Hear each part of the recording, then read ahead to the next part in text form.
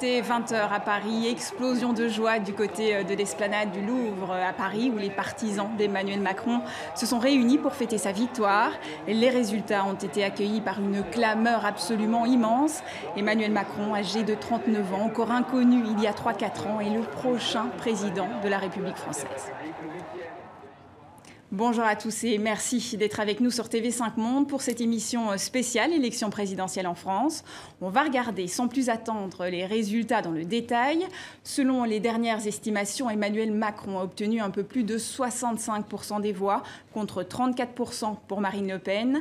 Le taux de participation est de 75%. L'abstention est donc record. C'est du jamais vu depuis 1969. En plateau, avec moi pour décrypter ces résultats, notre éditorialiste Laurent Bazin. Bonjour. Bonjour. Une première réaction, Laurent, à cette victoire très nette d'Emmanuel Macron. Eh bien justement, c'est ça. C'est une victoire nette et sans bavure. Certains sondages avaient laissé penser qu'Emmanuel Macron serait sous les 60%. Il est bien au-dessus, 65-35, c'est clair. Et c'est historique. Vous l'avez dit, mais je voudrais le redire parce que souvent on se perd dans l'analyse des résultats, ou plus exactement on rentre dans l'analyse des résultats, mais on oublie de dire que c'est incroyable. C'est inouï. Voilà un jeune homme de 39 ans qui, il y a 3 ans, n'existait pas sur la scène politique française. Il était conseiller à l'Élysée, un obscur conseiller. Il devient ministre de l'économie. Il y a 1 an, il n'était pas candidat à la présidentielle. C'est Alain Juppé qui était le grand favori de la présidentielle. Il se présente. Puis c'est François Fillon, le grand favori de la présidentielle. Il trace sa route, il continue, et au bout du compte, ce jeune homme qui n'a jamais été élu, qui n'avait pas de parti avec lui, est devenu le président de la République ce soir. C'est assez, c'est dingue. Tout est possible. Voilà, c'est dingue. Tout est devenu effectivement possible.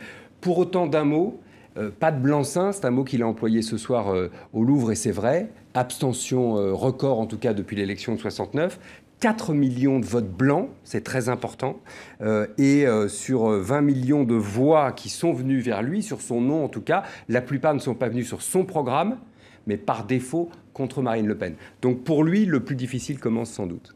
Autour de cette table également, Richard Verly, bonjour. Bonjour. Vous êtes le correspondant à Paris du quotidien suisse Le Temps. Alors comment analysez-vous cet écart entre Marine Le Pen et Emmanuel Macron de plus de 30%?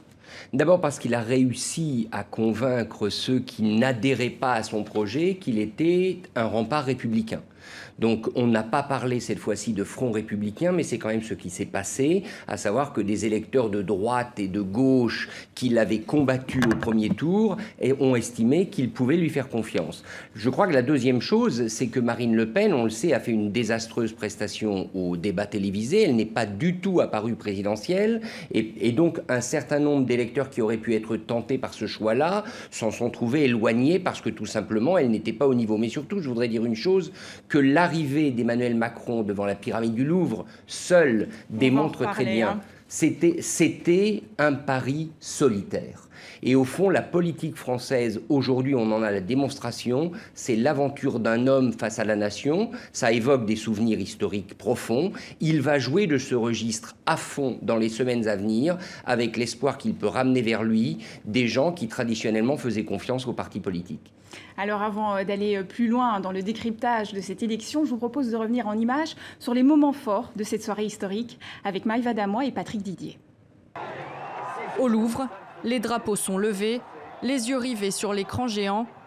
20 h, le nouveau visage de la France apparaît devant ses partisans.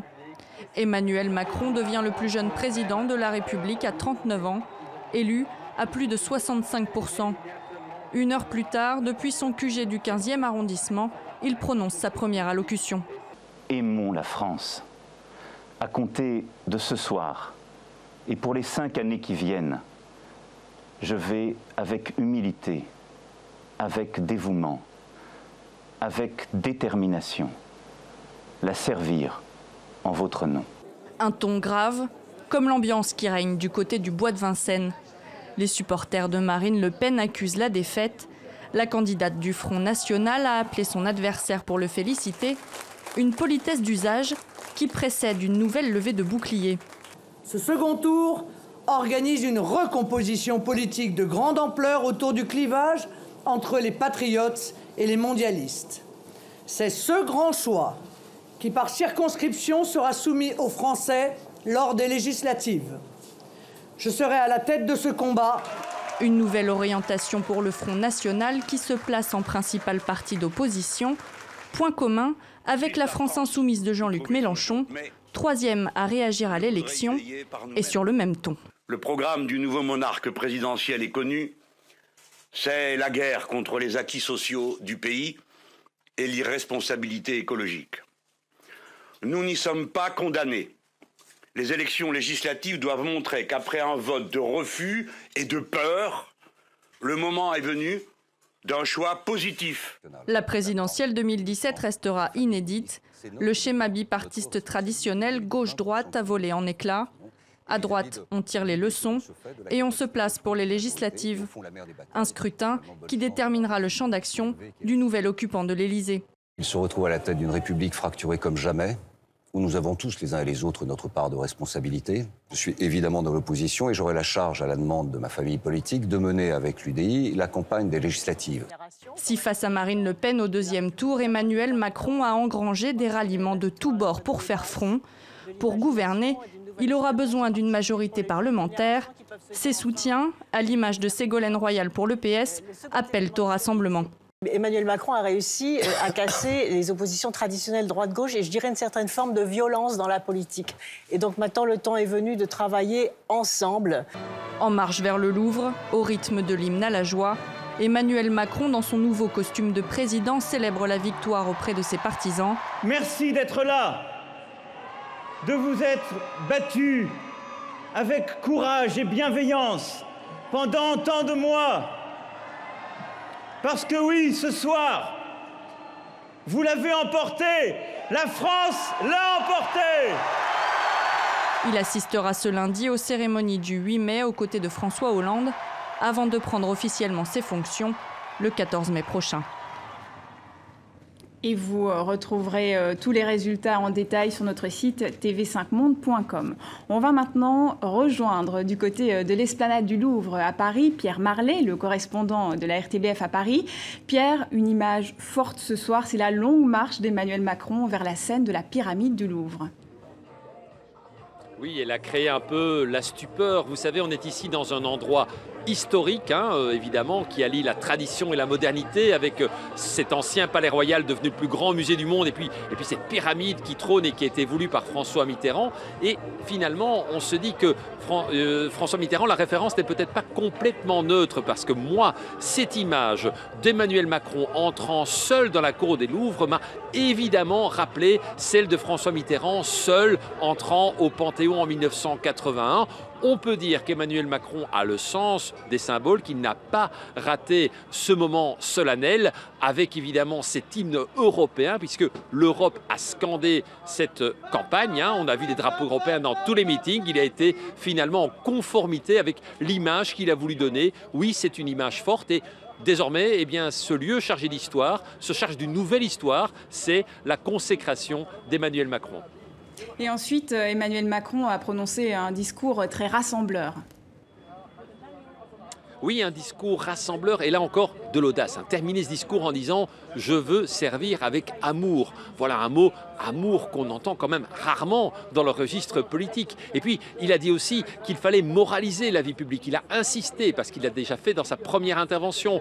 Et il a dit aussi que finalement, il fallait que la France étonne à nouveau le monde. Là, on retrouve l'audace, l'optimisme d'Emmanuel Macron qui veut donner des objectifs clairs pour que désormais le Front National baisse réellement, qu'il n'y ait plus de raison de voter Front National, cette colère qui s'exprime ainsi. Alors, pour autant, attention aussi, il a parlé des législatives et c'est évidemment le grand rendez-vous pour lui. Il faut qu'il ait une majorité pour gouverner. On l'a dit, ça ne sera pas simple. Il y a deux manières de voir les choses. Soit le côté pile, si vous voulez, de se dire que finalement, il y a un vote de raison autour de lui, un vote de rejet contre le Front National et que donc ça va être difficile pour lui d'avoir une majorité. Mais en même temps, on peut voir également le côté face, car finalement, Emmanuel Macron, il y a 40% apparemment de vote d'adhésion, donc ce n'est pas totalement impossible pour lui d'arriver à créer la surprise et avoir une majorité présidentielle, mais c'est évidemment un objectif compliqué. Les premiers jours de la présidence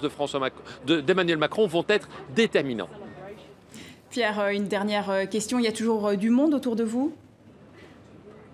Ah, écoutez, là, la musique vient de s'arrêter. Il y avait un dernier carré de fidèles, de fêtards, on va dire, qui continuaient à faire la fête ici sur l'esplanade. Mais tout à l'heure, évidemment, cette esplanade était noire de monde, on l'a vu. Mais là, je crois que c'est terminé. Là, dans quelques minutes, je pense que les derniers fêtards vont s'en aller. Merci à vous, Pierre Marlet. Laurent Bazin, cette marche très solennelle d'Emmanuel Macron, ça vous a aussi marqué? Oui, c'est très frappant, c'est une image très travaillée. Hein. D'ailleurs, effectivement, je suis tout à fait d'accord, c'est Mitterrand au Panthéon en 81, mais à ce détail près, j'y reviens, pardon d'insister, François Mitterrand, il avait 64 ans en 81. Emmanuel Macron, il en a 39. Donc c'est plus du Kennedy que du Mitterrand, d'une certaine manière, c'est plus du Trudeau ou du Renzi que du Mitterrand. Ça renouvelle le genre politique, mais comme il le fait souvent et comme il le fait bien, il emprunte les codes de l'histoire. Emmanuel Macron, parfois à l'excès, pour être honnête, parfois en surjouant. Là, je trouve que c'était plutôt bien vu et de la même manière, je suis assez d'accord. Moi, j'ai jamais vu, enfin en tout cas ces 4 dernières présidences, je n'ai pas vu un président, le soir de son élection, un président élu, monter à la tribune sur l'hymne à la joie, sur l'hymne européen, sur la Marseillaise. Oui, je l'ai bien dans l'oreille, parfois même sur du Enrico Macias, c'était pour Nicolas Sarkozy, mais sur l'hymne à la joie, jamais. C'est un message envoyé aux Européens et au monde, notamment Angela Merkel qu'il a eu au téléphone ce soir, et c'était son premier coup de fil de président élu, qui est quand même très puissant et là-dessus très appuyé. Richard Verly, pour vous aussi, c'était plutôt bien vu, cette marche très solennelle, une marche vers son destin? En tout cas, c'était extrêmement chorégraphié, donc j'imagine très réfléchi et destiné à donner une image à la fois de grandeur. L'idée, c'est de dire aux Français, voilà, vous avez fait un grand choix, un choix extrêmement solennel. Et je pense que l'autre volonté, c'était précisément avec l'hymne européen, de plonger la France dans un nouveau feuilleton, de tourner une page. Et donc, on a à la fois ce moment solennel où les Français seraient tentés de se regrouper tous derrière lui, je crois que c'est l'intention, mais aussi de dire c'est quelque chose de nouveau, c'est une nouvelle aventure. S'il arrive à tenir ces deux bouts, en quelque sorte, de l'histoire, il peut vraiment arriver aux législatives en force, parce que pour l'instant, aucun autre parti n'est capable de proposer la même chose. Alors avant de parler des législatives, Marine Le Pen est battue, mais est-ce vraiment une défaite? Moi, je crois que non. Moi, je crois que c'est un échec, effectivement, électoral, plus dans le score d'ailleurs, pour être honnête, que dans la défaite. Elle-même. Je parle électoral à court terme. Elle a craqué lors du débat, Marine Le Pen. Je pense qu'il y a eu... Elle le paye ce débat. Elle paye sans doute en partie le débat. Il y a une semaine de trop dans cette campagne pour elle, parce que la dernière semaine est pas très bonne et elle marque une érosion. Et pour le coup, elle va le payer aussi en interne, parce qu'on voit bien qu'avec sa nièce Marion Maréchal Le Pen, les couteaux sont tirés d'ores et déjà, et qu'on rediscute sur la suite. Mais sur le fond, pardonnez-moi, elle fait 7 700 000 voix au premier tour. C'est déjà un score historique pour le Front National. En 2002, son père, entre les deux tours, n'engrange quasiment aucune voix supplémentaire. Elle engrange 3 millions de voix supplémentaires. Le Front National, Marine Le Pen, engrange 11 millions de voix ce soir. Et ce sont des voix assumées. Ce ne sont pas des voix par défaut, ce ne sont pas des voix qui sont perdues dans la nature, ce ne sont pas des voix anti-Macron. Ce sont des voix qui vont à ce qu'elle dit et à son programme. Donc ce que son père n'avait pas réussi à faire, elle a réussi à le faire. Effectivement, elle est en échec ce soir, ou plutôt elle a perdu. Mais moi, je ne dirais pas qu'il y a une défaite du Front National. Encore une fois, l'enracinement du parti, moi, me frappe beaucoup. Donc un nouveau palier franchi. Richard Verly, Jean-Christophe Cambadélis, le premier secrétaire du Parti socialiste, parle d'un résultat déroutant, voire inquiétant du Front National. Est-ce que vous partagez cette analyse? Alors c'est très inquiétant pour le parti de Jean-Christophe Cambadélis. Ça me paraît évident, parce que le premier champ de conquête d'Emmanuel Macron va être la gauche de gouvernement, dont il est quand même quelque part l'héritier, puisqu'il était conseiller de François Hollande et ensuite ministre de l'économie. Donc oui, Jean-Christophe Cambadélis a raison de s'inquiéter. Je reviens juste sur Marine Le Pen. Au fond, ce qui est frappant, c'est qu'elle montre deux visages. Le visage du débat était un visage de colère extériorisée et qui, par conséquent, l'a décrédibilisé parce qu'on n'attendait pas ça d'elle. Le visage de ce soir est beaucoup plus serein, tout de même. Elle est revenue dans un rôle de chef de l'opposition. Va-t-elle réussir à convaincre ses troupes de rester unies derrière elle ? C'est une question, mais on voit bien, absolument, mais on voit bien qu'elle a encore la capacité de diriger cette opposition qu'elle appelle patriote, de diriger ce grand mouvement. Donc, à l'évidence, cette défaite de Marine Le Pen ne sonne ni la fin de Marine Le Pen, ni celle du Front National. D'accord. Alors, je vous propose maintenant de prendre la direction de la Belgique, retrouver Pascal Deluit, politologue et professeur à l'Université libre de Bruxelles. Pascal, du côté des Européens, c'est vraiment un soulagement, cette élection d'Emmanuel Macron. Oui, c'est un soulagement évident. Il y avait beaucoup de craintes ici à Bruxelles et dans les capitales européennes sur ce scrutin, comme sur d'autres scrutins précédemment, en particulier par exemple en Autriche. Et le fait que Emmanuel Macron l'ait emporté largement face à Marine Le Pen, endosse aussi une forme d'européisme, est évidemment vu avec sourire ici dans la capitale de l'Union. Pour vous, Emmanuel Macron est-il de gauche, de droite, du centre? Comment est-ce que vous le positionnez? Je crois que sur le clivage socio-économique, il a bien d'ailleurs illustré dans le débat, c'est un homme de droite, c'est un libéral en économie. D'ailleurs, dans le débat, il faut noter qu'il n'a fait aucun clin d'œil social à l'électorat, soit qui a voté pour Benoît Hamon, soit qui a voté pour Jean-Luc Mélenchon. En revanche, bien sûr, sur d'autres clivages, comme le clivage universaliste ethnocentriste, il est bien sûr plus sur le pôle universaliste, donc sur ce clivage-là plutôt à gauche, plutôt libéral culturel. Mais il faut aussi noter que dans le débat, il ne l'a pas toujours été non plus, puisque par exemple, il propose de revenir sur la loi Taubira en matière de prison et de justice. Donc un libéral économique à coup sûr, un libéral culturel largement, mais évidemment sur les politiques publiques qui sont d'abord d'ordre socio-économique, il va plutôt se retrouver avec la droite et d'ailleurs a annoncé une forme de ralliement et de rapprochement avec les libéraux européens. Pascal Deluit, j'ai aussi envie de vous poser cette même question. C'est une vraie défaite pour Marine Le Pen ou non? Je ne pense pas que ce soit une défaite pour le Front National ni pour Marine Le Pen. Il faut bien observer que depuis janvier 2011, c'est-à-dire le moment de son accession à la présidence, tous les scrutins qu'elle a rencontrés ont été meilleurs que les précédents, à l'échelle locale, à l'échelle départementale, à l'échelle régionale, à l'échelle nationale. Et ramenez-vous en 2002, Jean-Marie Le Pen a fait 18% des voix au deuxième tour. Elle fait 36% des voix au deuxième tour, 34% des voix au deuxième tour. Donc à peu près le double. On est à 11 millions de suffrages. Ça veut dire qu'en dépit, je dirais, d'une rhétorique dure la dernière semaine, d'un débat indubitablement manqué, elle a quand même su rassembler sur son nom 11 millions de Français avec un vote d'adhésion qui est parfois d'ailleurs dans son électorat supérieur à celui qui s'était exprimé pour Emmanuel Macron. Donc on sera très attentif pour les législatives, avec néanmoins cet élément de prudence qu'il faut avoir en tête, c'est que le taux de participation législative n'est pas le même qu'au présidentiel. Donc c'est un élément qui va beaucoup compter, je crois, dans le scrutin des 11 et 18 juin. Et cette élection a été marquée par la déconfiture des grands partis. Quelle est votre analyse sur cet échec, en particulier sur celui du Parti socialiste ? De manière générale, les deux grands partis ont subi un revers incroyable. Dans une certaine mesure, plus les Républicains que le Parti socialiste, parce que c'était une élection réputée imperdable. Mais en situation, le Parti socialiste est dans une situation, je dirais presque dramatique dans le sens anglo-saxon, parce que très divisé à l'interne. Beaucoup de ces cadres, clairement, vont sauter sur la marche et rejoindre Emmanuel Macron.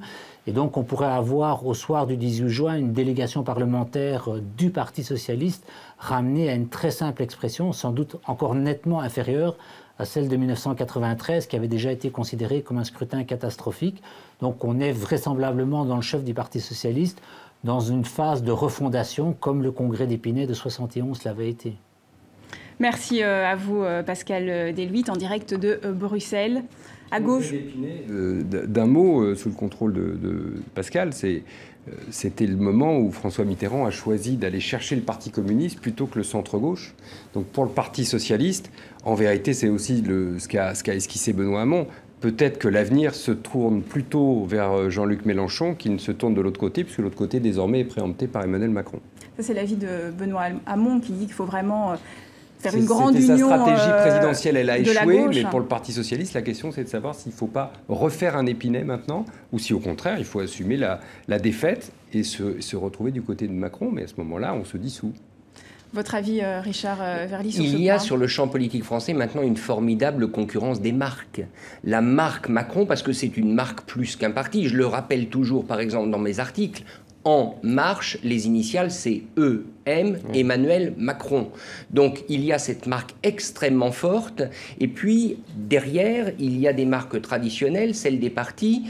Que vont faire les candidats aux législatives? Est-ce qu'aujourd'hui, si vous êtes candidat, c'est mieux d'être candidat PS, Parti Socialiste, ou EM, Emmanuel Macron, ou LR, les Républicains? Donc, ou les deux, PS et En Marche. Et voilà. Ça, c'est pas possible. Et alors, ce ne sera pas possible. C'est interdit par Emmanuel Macron. Ah, mais il semblerait qu'il change de... On verra. C'est ça qui est intéressant. Ce qui est sûr, je crois, c'est que cette recomposition, elle est pour le coup, on peut se permettre de dire ça, aussi En Marche. C'est-à-dire que dans les 4 semaines qui viennent, des mouvements vont avoir lieu, la tectonique des plaques va se poursuivre, donc le séisme Macron n'est pas terminé, il vient juste de démarrer.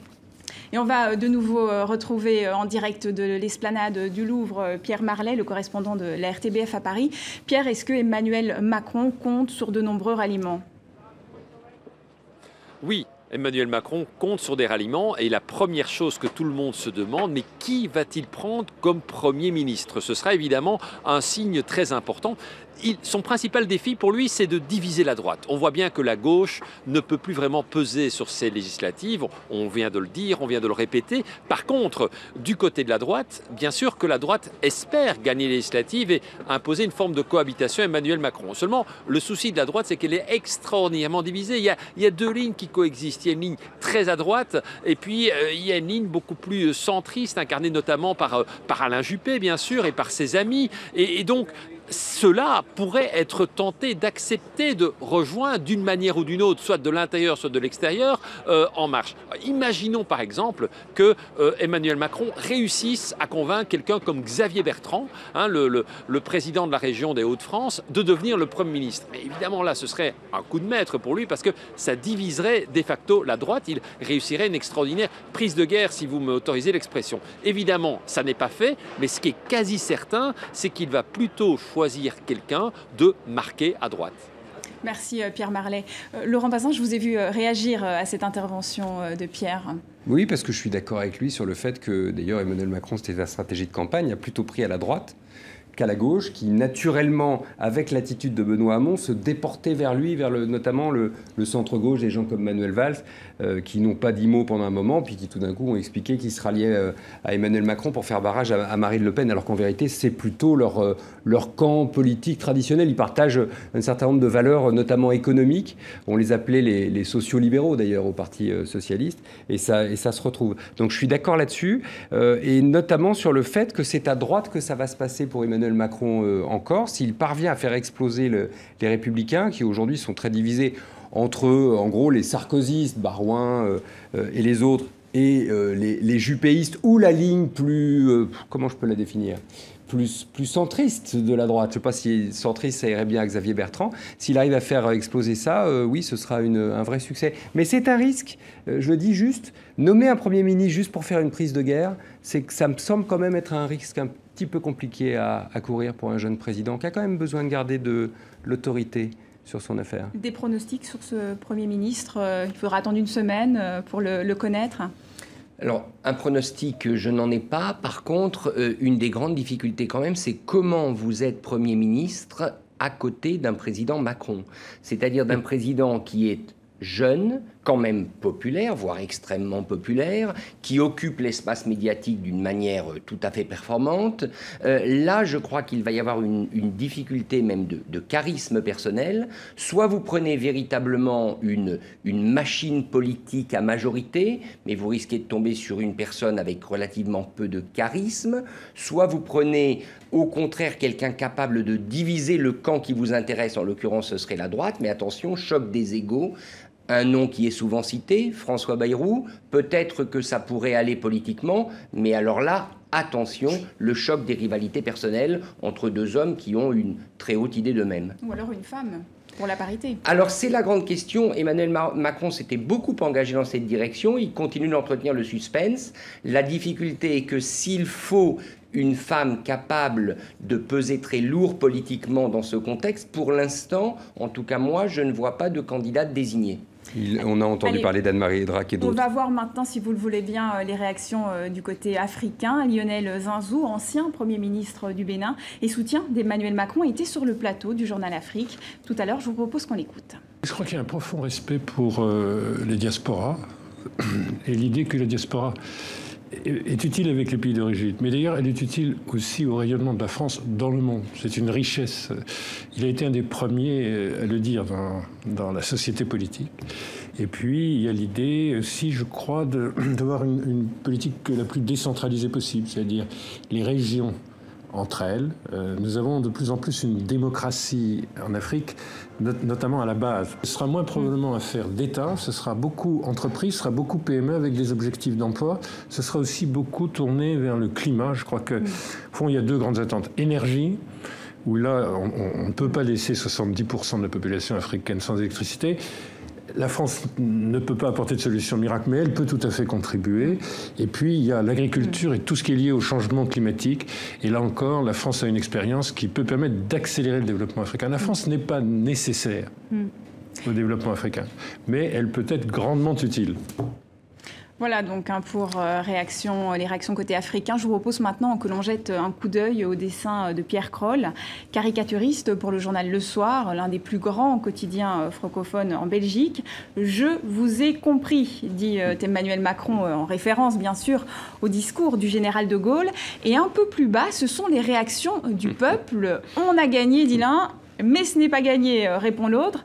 C'est assez vrai, en fait, ce message envoyé par Pierre Kroll. Le plus dur reste à faire, Laurent Bazin. Ce sont les Français qu'on voit, qui ne sont jamais contents de rien, qui sont ronchons de tout, qui s'enthousiasment et puis qui, le lendemain, vous trouvent pas si formidable que ça. Il y a une phrase de François Hollande que peut-être il a glissée à l'oreille d'Emmanuel Macron quand ils se sont parlé au téléphone ce soir. Il dit maintenant, quand il pleut, c'est moi qui suis responsable.